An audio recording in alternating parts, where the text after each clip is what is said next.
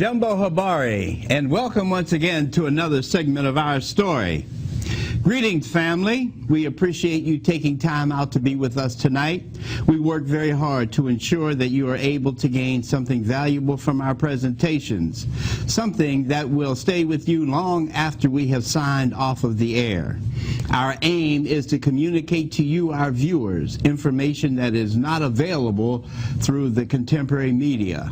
Our pledge to you, our supporters, is to present information from a black perspective, a perspective which has traditionally been denied our community since the days of physical enslavement, when blacks were denied the opportunity of options that would allow us to make intelligent decisions that will allow us to climb from the bottomless pits of dehumanizing living conditions to the top of the pillars of our great ancestors, the original kings and queens of all humanity. Let us not make the mistake that our ensuing adversaries have made, trying to define royalty in a material sense, for material thinking has reduced kings and queens of the world to subhumans, non-humans who have been degraded to slave for others, instead of working and building for self.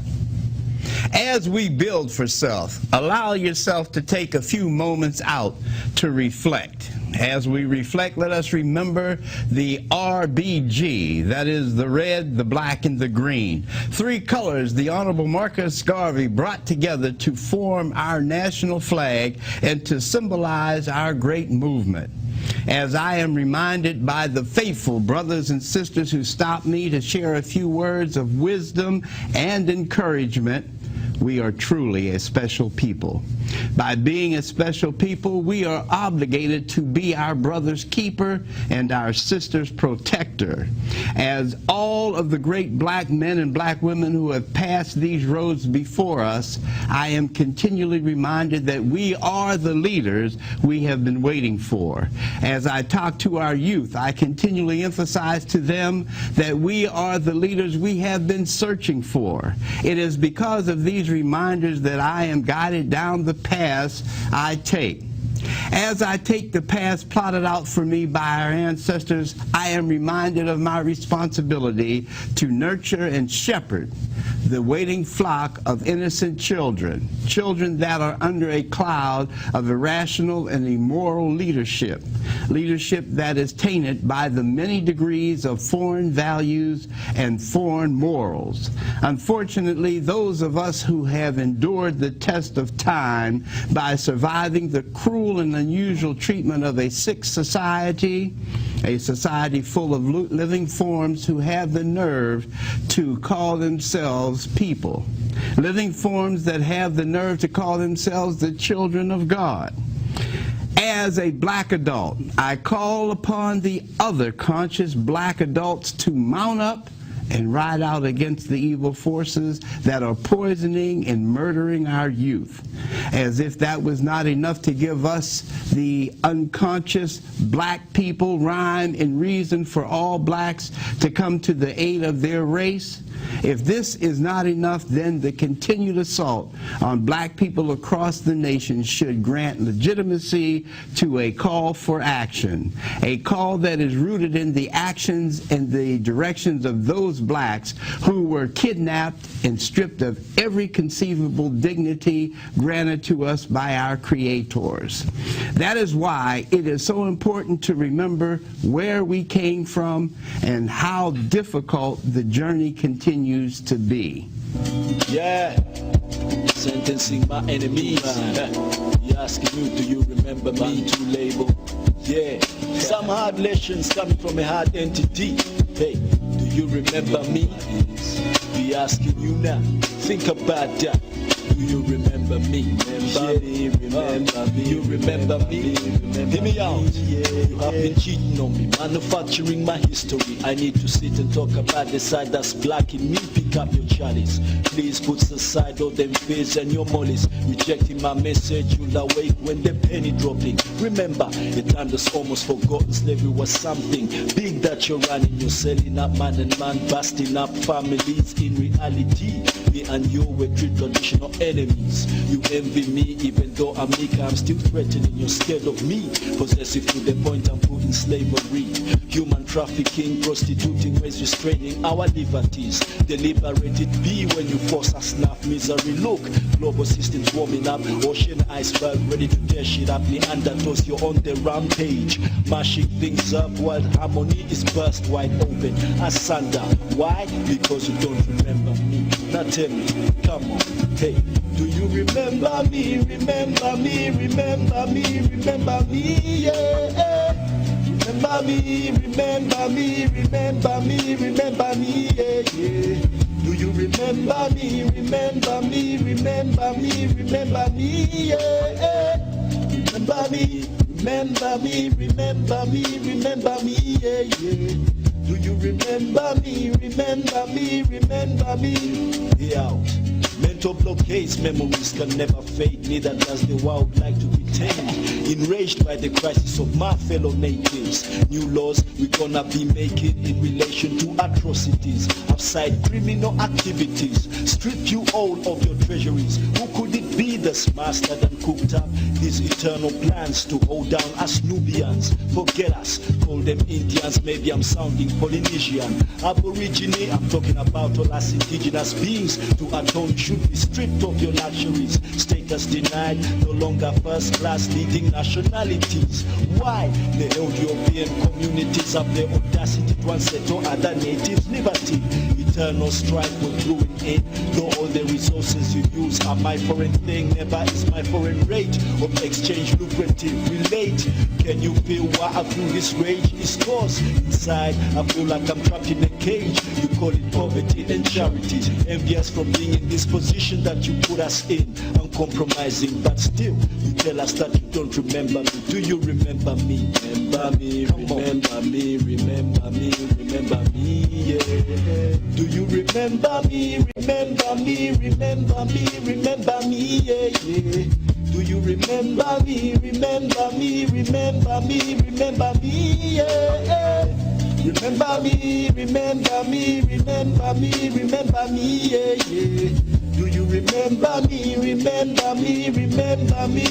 Hey, now, never is there gonna be relief for me in this vague, distorted reality. I am afraid I am a haunted being, just like all of the other indigenous beings. History has kept us alive. I remember when we were kings and queens, ambassadors of human beings. Testimony still remains in stone where nobody can break it down. No matter how far Cleopatra needle flows up and now, it still belongs to remain to that land of mine.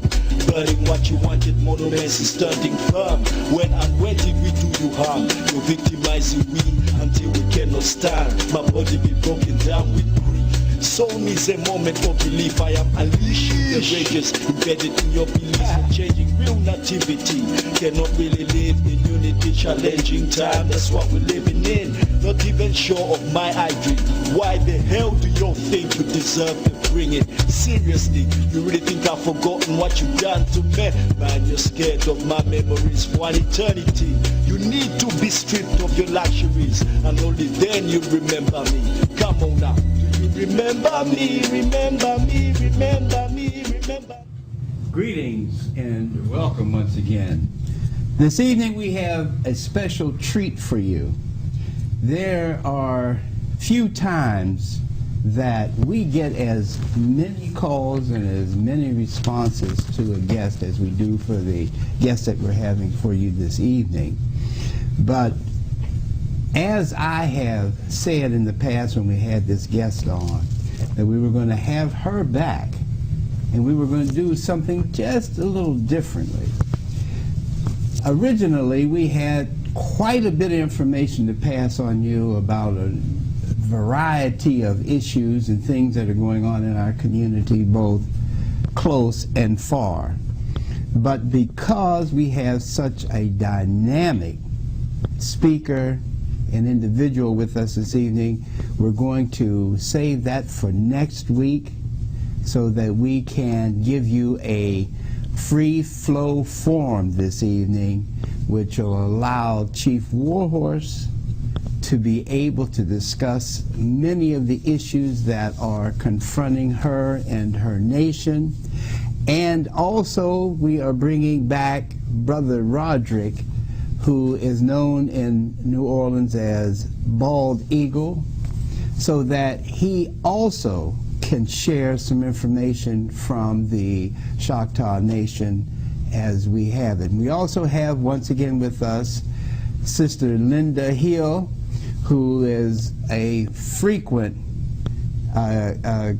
co-host with us, so that we can really talk about the things that are happening with the nation, as well as things that are happening from our education community. So I want to welcome all of you here at Our Story, and I'm glad that you're with us once again. I want to turn it over to the Chief, but once I give it to the Chief, I know that's going to be it. So, Roderick, I guess I'll go to you first and find out what has been going on with you and where are we from the standpoint of not only the Choctaw Nation in New Orleans, but I guess the Mardi Gras Indians as well. Welcome, brother. Thank you, Wes. Mostly what I've been doing, I've been working and collaborating with Chief Warhorse, trying to gather our people that are here in New Orleans and around the surrounding parishes. I direct most of the calls back to Chief Warhorse because a lot of the times I don't know the different family names that are involved. And I have maybe a list of about 5 names, and every time I hear those names around New Orleans, I always make it a point to go back and talk to those people and let them know about their culture and kind of direct them in the path that they need to go. Right now, we're trying to get them to come back to the tribe and connect back with the census. And we're going to be setting up like a satellite office in New Orleans where the people can come in, family members from the tribe, and cross back over into the Native American side. That will probably be at the Prince Hall building down on Basin Street. Further negotiations have to be done with the Census Bureau, and we'll probably be coming back to the show to give more detailed information. I'm sure we got further negotiation with Prince Hall too.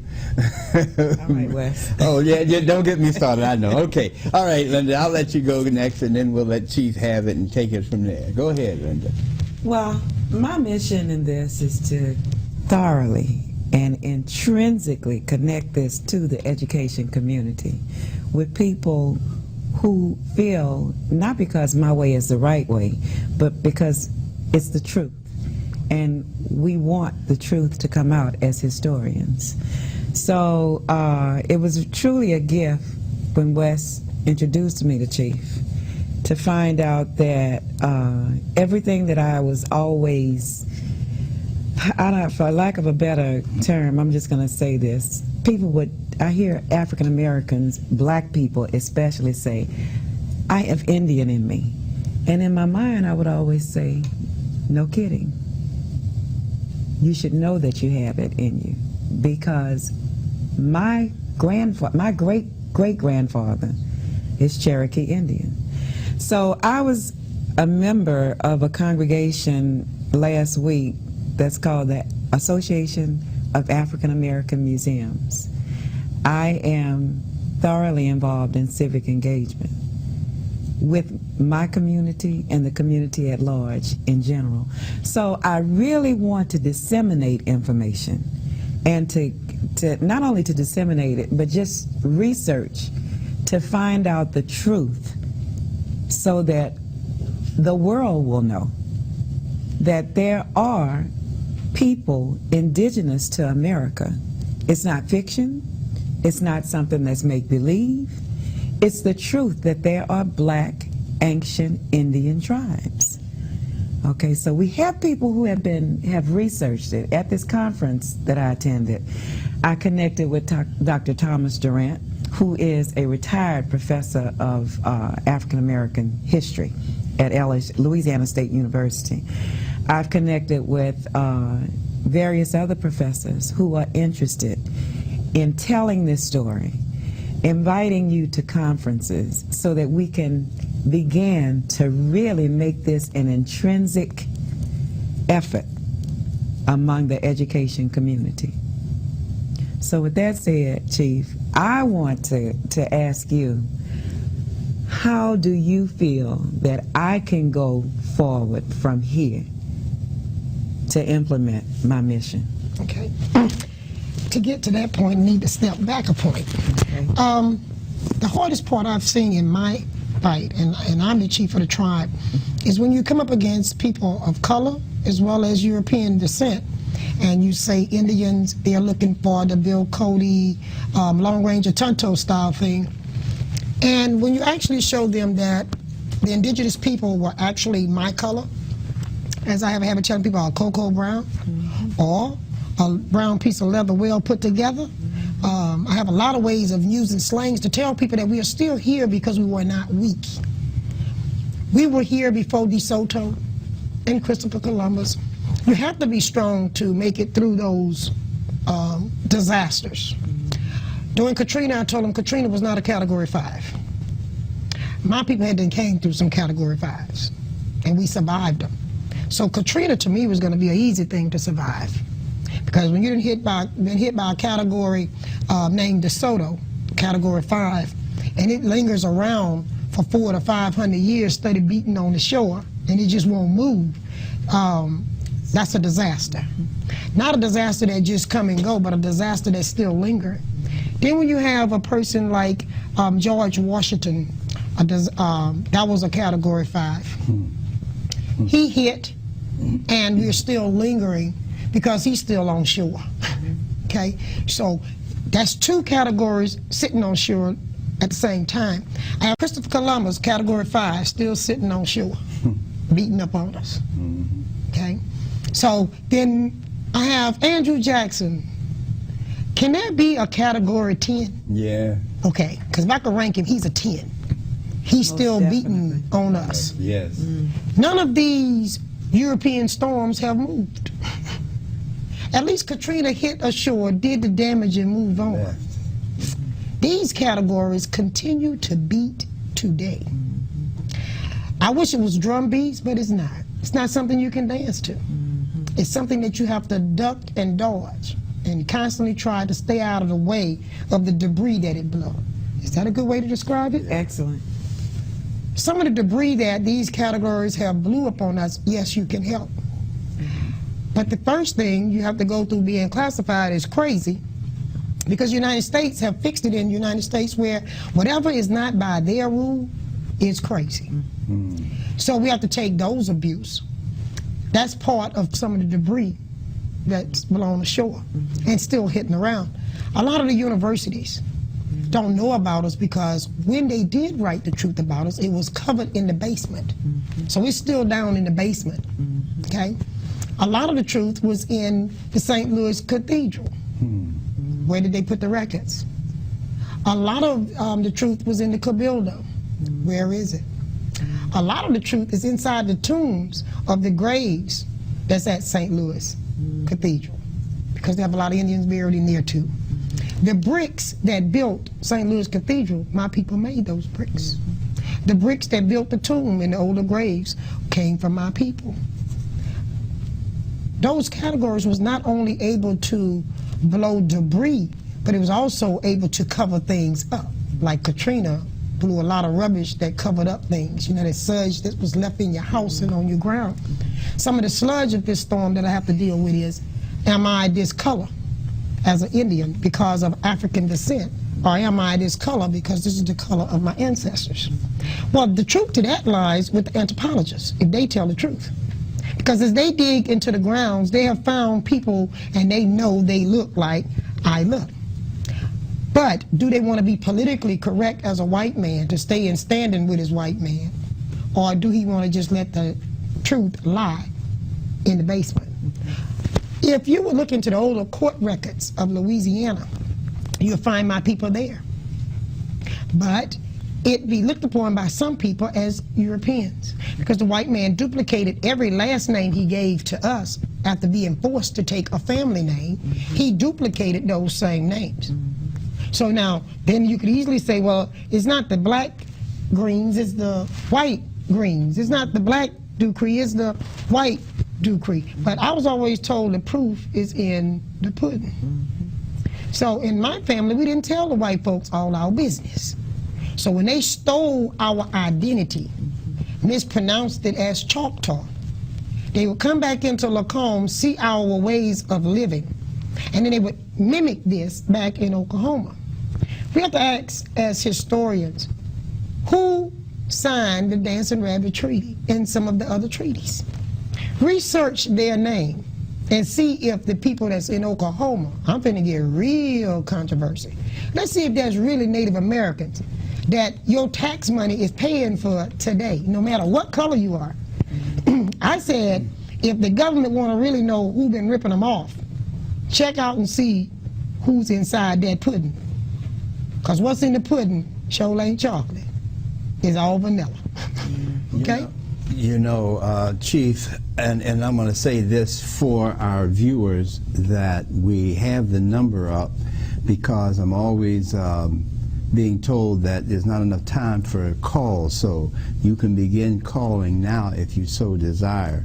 But also, Chief, I want to say this to you, and I understand that I have come from a particular time zone that, because I was raised by Garveyites and nationalists, I remember that when blacks used to claim some heritage of being Indians, the response used to be, yeah, anything but a nigger. But then as I grew, I learned that the Indians we were seeing on TV were not representative of the indigenous people of this country. And when we began to look at the indigenous people of this country, they began to look like black folk. And when you told us many times and several times in the history of our relationship that the whites came in, infiltrated, stole it, and moved on. And that was, I mean, that was really enough for me to begin to dig and learn and find out exactly what is going on. And you mentioned, and so did you, Brother Roderick, about people returning to their own. And this is extremely important that our audience understands. Now, you've had communications from people who have seen this show from New Orleans, from other parts of the country. And you wanted to talk a little bit about that this evening, so we'll get into that. Back to what you were saying, what you were doing, Wes, and what you were doing, Ms. Hill, is cutting into that pie or that pudding. You're showing the truth. Like you said, you was in an engagement the other day and you exposed some things that was accepted, and some may have been rejected by us, but it was the truth. And this is what you have been doing. People are looking at it now in a different way. And I'm glad you said about the time and era. Some people were ashamed to even say they was Native American again, especially living in an African American community. Because then they told me they was looked upon as being a traitor or trying to be something that they were not. But then they knew their grandmother was an Indian. And some of these callers, when they called me, I explained to them that what we're looking at here is a denial that is coming from the inside now, not from the outside. And we need to challenge United States on that. And United States need to answer us on that. How can I be one drop Indian, okay, and be 99 drops European, and I can be classified as an Indian? Versus I can be 99 drop Indian, 1 drop black, now I cannot be an Indian. Are y'all with me? And this is what this blood quorum thing they have used against us. That to me should be illegal at this day and time in the United States. And the reason it's not illegal because it haven't been exposed enough. And a lot of people do not know through the media and universities the discrimination and racism and prejudice that Indians face today. When I say Indians, I'm not talking about Oklahoma. I'm not talking about a lot of these tribes, and I'm gonna be honest with you, here in Louisiana. Those are tribes put together underneath Andrew Jackson and underneath the Indian rights law. I'm talking about indigenous Indians who picked up the name Indian as a tag by Europeans. Just like nigger. Thank you. That's right. And by giving us that tag, you stole our real identity. There's a swap took place. And that's my point, Chief. Excuse me. That is my point. I don't know if I made that clear when I made that little statement in the beginning. When I hear my people of color say, I have Indian in me, that's why my reaction is like it is. Really? Well, why don't you find out about that? Because the United States have fixed it for you. You know, our people are on the internet. Think that. He calls me all the time. Like he said, he's out there. He calls me all the time. Chief, I found these people. Would you talk to them? You know, I'm like, Roderick, some of them done lost their marbles. You know, and I'm just being honest, and I'm a truthful person. I said they done lost their marbles. Because what they don't understand is, United States not fixing to give us United States back. Okay? We're conquered. What I want to know is, where do we get the government-to-government relationship we was promised under these lying treaties? You understand what I'm saying? Yes. And where do we get as a nation to be able to teach our people within their own culture? Where do we get to enrich ourselves, not only financially, but spiritually and physically, without the United States hindering that? Roderick had someone to call me a couple of days ago, and he said, what are your greatest interests? I said, well, one, I would like to be able to farm the land again. I would like to drink clean, clear water again that's healthy. He said, I would like to be able to ride through my town, or my people ride through their town, and not tell me that they got to look over their shoulder because they saw a white police car. And I ain't talking about the car being white, I'm talking about the white police in it. Yeah. I said, and another thing I'm fighting for is that we as a nation have a place of governing that is represented and recognized by the United States government. They say, well, that's federal recognition. I say, no, that's not. That is a God-given right. Okay, a God-given right. Because even the people that's in churches of whatever race, they keep singing about them 12 tribes of Israel, or they keep singing about Abraham, Isaac, and Jacob. Well, everybody didn't come from Jacob. That's right. And if they did, that means everybody ought to be black. Because Jacob was marrying within his tribe, people that looked like him. He married his uncle's children. Okay?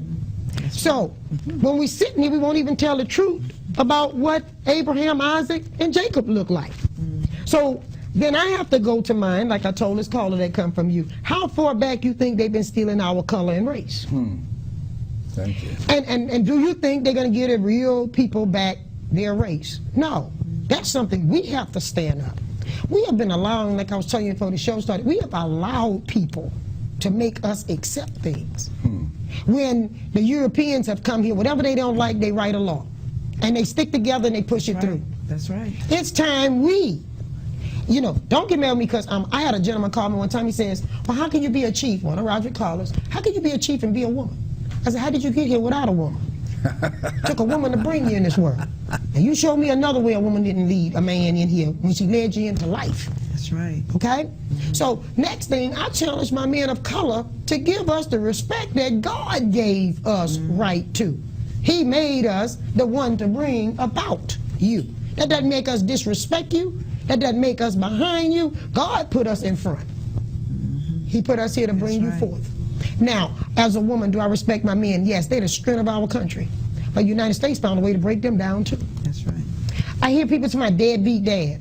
Well, let me name y'all some deadbeat dads. As historians, we need to talk about. Who's paying for Andrew Jackson deadbeat grandchildren, great-grandchildren, and great-great-great-grandchildren, and great-great-grandchildren? An entire family. Who are paying for these illegitimate That's right. children That's that right. white men's made here? That's right. When an Indian had more than one wife, and even the Bible, Jacob had more than one wife, and he took care of them all. He took care of his children. He was not looking for somebody else to come feed his children. That's right. But you Okay. see, you're militant and you're an activist. if you talk about these things. But this is tribal That's the way they look truth. at it. Let's be tribal truthfully. So that means Let me interrupt for just a second, if you don't mind, because I want to let our audience get in on this if we can. I want to ask you to turn your televisions all the way down, talk to us directly through the telephone, listen through the phone. We appreciate you watching. We want to know what your question or comment happens to be. Caller? Yes, Brother West? Yes. Yeah, this is Brother Warren here. Hey, it's good to hear from you. That I don't want to be rude or disrespectful, but I kind of come from the position you grew up in because the Garvey era. I identify as an African American, identify with my African ancestry. When I hear my relatives who do genealogy talk about a Native American past, I'm not interested, because I feel that a lot of these things are still attempts on our part to escape our African heritage. Mm-hmm. Even if it were the case of Native American ancestry, I am black because I am African, not because I'm Native American.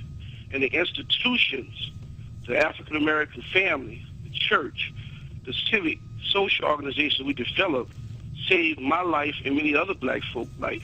And so people have the right to identify with whatever they want. But I feel that this discussion among our people tends to get us off track as to our reality that we deal with in the world, and that we are oppressed because we are an African people. Everybody wants to respond to you, Warren, but let me be the first one. You know, I come from the same venue that you are in today, and believe me, my sentiments were the same. So let me try to quickly give you a response. We celebrate, and we can openly celebrate our Africanness with our brothers who have come from Africa but stayed here on this continent and made this continent home for thousands of years. We celebrate the fact that we were able to do this as a people, and we celebrate it because it shows us how great that we really are. I look at Chief here. I myself personally am an African. She's an African too, but she wants to talk about her achievements on this continent, and I'm willing to give her that. So I see it as a celebration of us showing our greatness and how we have influenced and conquered the entire world without destroying the world. Linda? I want to say something. You know I can get long-winded, but I'm going to try to make. I try to make this really, really quick. I'm going to I want to address the Bible aspect of it. Okay. I've been going to church all of my life. All of my life. I cannot wake up on Sunday morning and not go to church. I come from parents who just groomed me that way. But it amazes me at how many people go to church and don't really realize what they're listening to. They don't read the Bible. They don't understand the dynamics of the middle. It scares me to know that we have a general population out here who vote. And if you walk into a mall with a microphone and ask the average person, and I'm not calling people ignorant, I'm just saying we need to know how we're functioning in this society. Ask a person, where is the West Bank? Where is the Gaza Strip? Where's Damascus, the place where Paul was on his way to? Yeah. Who are the people that lived on the West Bank? Who are the people that lived in the Gaza Strip? Where is the Nile River? Where is Iraq in relationship to Iran? And these people cannot tell you. They don't even know the natural dynamics of Iraq and Iran. They don't know that in Golda Meir's regime, this is when, you know, the Iran started to look like a box, and Iraq looked like a box with a little thing hanging off of it, you know. And it's the same way in the United States. That Louisiana just naturally looks like a boot? Yes. You follow me? Yeah. Chief, I want you to respond to him. Brother, I would like to say this to you. I'm not trying to change anyone's belief. A lot of the calls I get from around the country, I address some of the calls like you were just saying. I'm not trying to change your belief or your race, but I am saying for the last several hundred years, you've been on my land here. And what I am saying, be at least a little appreciative that when the slaves were running from their slave masters, we opened our doors and villages for you to be here today to tell me you from Africa. So, you know, thank somebody from giving up everything they had because we believed in God, and we feared God, and we opened up our doors and villages. We fed your people. We took care of your people. Same thing I would tell the Europeans when they ask me, what are you worried about? We're the people you based your Thanksgiving off of. We gave you everything and you gave us death. You gave us bloody trails of tears. Well, okay, African Americans have even given us a bloody trail of tears. You know what I get from my African brothers and sisters? That we opened our doors and gave to them life. You know what they say? Why are you worried about that now? You ought to embrace being of Africa. Well, I've been here for thousands of years. Now, brother, for me to go to Africa and tell Africa I'm a Native American, I have met with a lot of friends in Africa. They accept me as chief of this nation. India accept me as chief of my nation. Other countries do. Why can't my brothers and sisters of Africa here be more graceful and help us the way we help you all? Warren?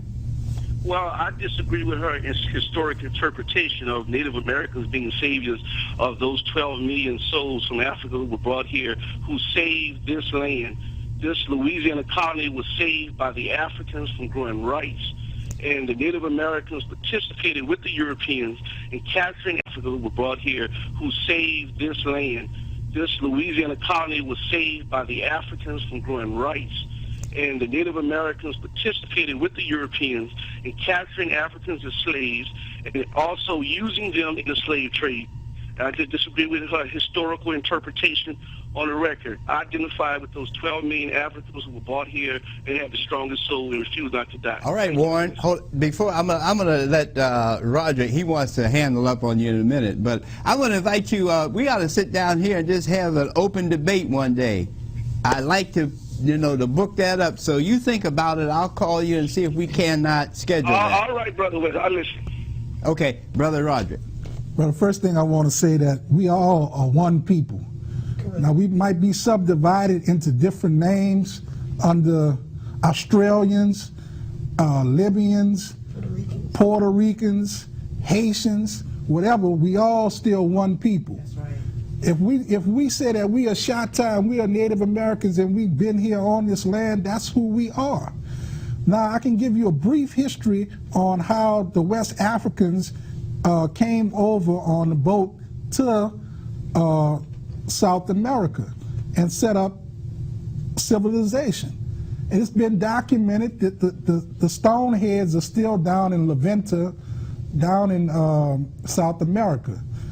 Those, they call them Olmecs.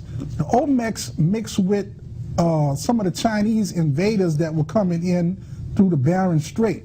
And we mixed together and we made what is called the so-called Native American now, which is the red man. That's right. That's going around perpetrating on our property.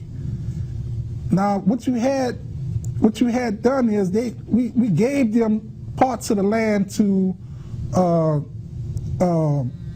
civilize. I mean, not civilized, but Inhabit. Mm-hmm. And we mixed in with those people. But you had the Europeans that came in and took it away from all of us through trickery, through different laws that that we could not live up to on their monetary system, through the forms of unjust taxes. So what you're doing is you're actually giving us a history of integration, and how integration has always been detrimental to the black man, be he called indigenous to this continent or any continent. But But before we go, we want to hit one thing quick before he Go leaves. ahead. let's look at the census that's coming out. First, my people were under Indian. Then someone come along and say, well, we're going to take them, we're going to move them again. We're going to make them mulatto. So some of my people got trapped back there under Indian while some moved into the mulatto era. Then when the white man seen that that wasn't going to eliminate enough of us, then he moved us from mulatto. Then he moved us to colored. I can show you how I got where I'm at. So then my people, some of them got left into the colored zone. Then they moved my people again into Negro, black, and African American. All I'm asking, my blood kin, I'm not asking you to change who you are. I'm looking for a Pacific people that's lost here in New Orleans that have the same blood lineage that the two of us have, that got lost through the census. Like this time, the census, last census, we were Native American. This census, we are going to be American Indian. You with what I'm saying? In each era, we lose people. Why don't you just say Indian? Why you want to be American Indian? They done changed us again. Yeah, now they have us American. You want to be indigenous, period. We've got another call. Okay. We've got another call I want to get to. I want to ask the caller to turn your TV all the way down, talk with us directly through the telephone. We appreciate you watching our story. What is your question or comment? Praise the Lord. All glory to God. Praise Yahweh Elohim. In the name of Yahshua, a.k.a. Jesus Christ.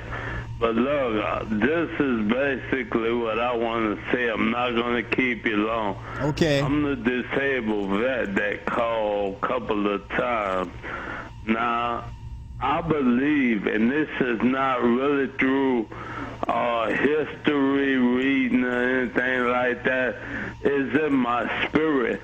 I feel that we are the original people of the universe. Yes, sir. Thank you, my brother. God used us. If you just look at our hair, you dig? I hear that, and I understand where you're coming from, and we all tend to agree with you, my brother. We are the original people, and we appreciate you watching. We want to move on. We've got another call. We want to try to get them in. Caller, talk to us directly over the phone. We appreciate you watching. What is your question or comment? My brother, hello, Brother West. Hey, how you doing? This is Louis Harding. Yes, sir. But I'm saying that's why it's been said that there never was such word as segregation, and there never will be no integration. But we are headed for what is known as amalgamation, where everything goes back to its original color, its original beings. And this is where we at. We have been misled, but what the sister and brother is saying, they are, see, Africans came here long years ago. Yes. Long years ago. They came here and was hooked up with Indian tribes long years ago. And this is what I see and understand. See, my mother, she was a African, I mean, she was sort of Indian. As I'm looking at this sister right here, on my mother's deathbed, she looked just like her. Just like her.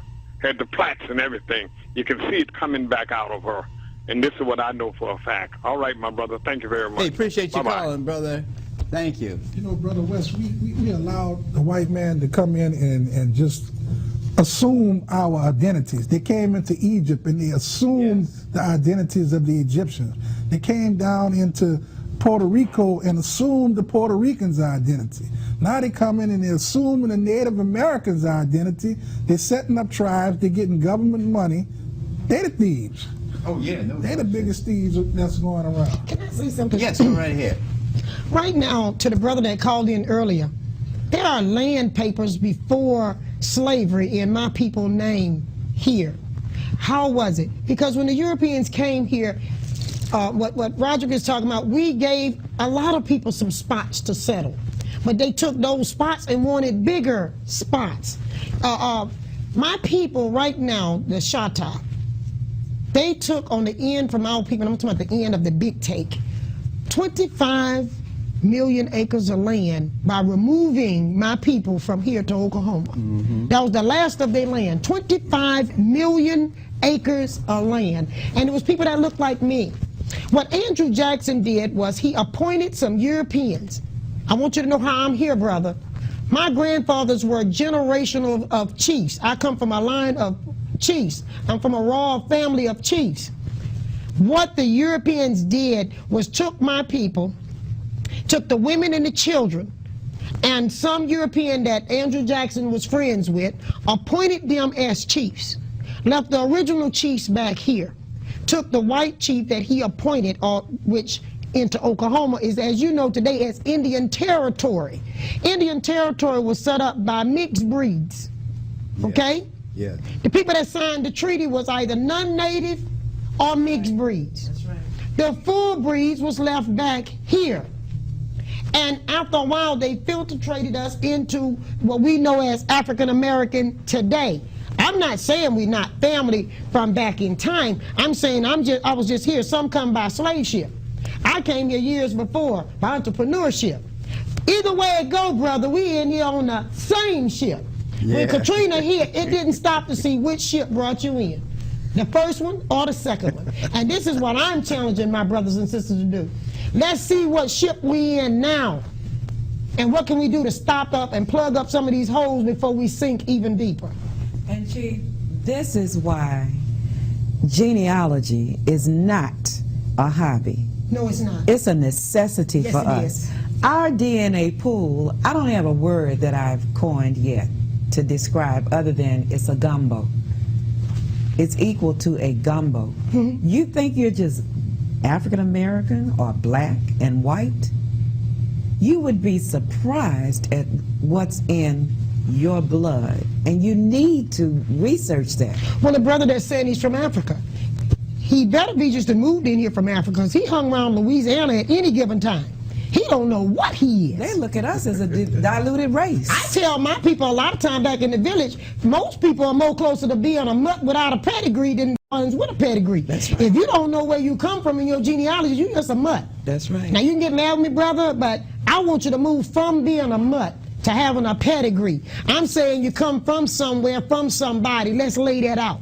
So that they can stop making us feel like we just a gumbo. That's right. Who are your ancestors and which way did they come here? That's right. Because otherwise, you just saying you're from Africa, nobody's paying you any attention either. You just as bad off or worse, because at least I have some land papers saying I was here. Now I want you to show me your land papers that you were in Africa. We've got another caller we want to go to. Caller, ask you to turn your TV all the way down, talk to us directly through the telephone. Appreciate you watching. What is your question or comment? Okay. Okay, can you hear me? Yes, go ahead. Okay, good. I want to ask the young lady West a question. We have Chief, two. Which one? the chief, Okay. yeah, Sister Gillum, Yes. yeah. You were talking about a minute ago I believe you said it, someone said about the Trail of Tears. Mm-hmm. As you know, that was all designed and architected by President Andrew Johnson. Andrew Jackson, yes. Andrew Jackson. Sorry. Yeah. And what I was interested in was this. My understanding is the fort that they just finished restoring. It's called Fort Pike. Fort Pike. Right, Fort Pike, yes, ma'am. It's right over there, by the lake. My understanding is, in the process of that forced march to Oklahoma, some of the native people were temporarily, to use a better word, housed there before going on. I'm saying they housed there for a while. I don't know how long they were. I was wondering two things. If you were aware or knowledgeable of how long did they keep them there, and did you have any of your own ancestors housed or temporarily stored at that Fort Pike? Can I tell you, I'm so glad you called in, and it must be by God's will. Fort Pike belonged to us before the Europeans ever came here. That was one of our forts, and it wasn't for a fort for battle against European. That was built as a safety zone against with the water. So our people built mounds. Fort Pike was originally a mound and a storage place, okay? There were salt mines down there. And my people built that as what you would call a modern day refrigerator or deep freezer. Fort Pike, from my ancestors, was told to me, this was built where they went down and put meat, buffalo meat, and salted the meat, and that's where they stored it at. A lot of historians don't know that, so I'm giving them a clue to what Fort Pike was. That was a freezer in other words, where they had their meat. In being in battle and dealing with Spain and France and them taking over the fort, it became a battle fort instead of what it was originally built for. And through that era, also that fort was used to keep other tribes from stealing your food supply, okay? So at Fort Pike, through Spain taking it, France taking it, different ones have ruled there, the fort was used against many Indians in the Florida area. You're talking about the Florida parishes, and that's what I once was, a Florida Indian, not a Louisiana Indian. Louisiana, where I live at, was not a part of the Louisiana Purchase. It was taken in 1810 by decree. Still underneath Spain, we were still under. What you're looking at Fort Pike, the Seminoles was there just, what, Roger, 2 months ago? Yeah. I met with the chief from Oklahoma of the Seminoles there. I was a guest there so that the two of us could meet, because of the plight that they suffered at Fort Pike, where thousands and thousands of their people died stacked like sardines, same as the slaves would say they came on slave ship. Well, these people were stacked like sardines in the bottom of on the basement there, and they died. Yes, I had uncles who died at the Fort Pike.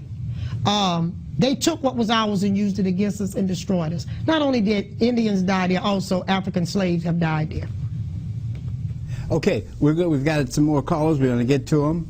Caller, we ask you to turn your television down, talk to us directly in the telephone. What's your question or comment? Hello? Hey, how you doing, Chris? Hey, we're doing well. Great. What is it? My question is,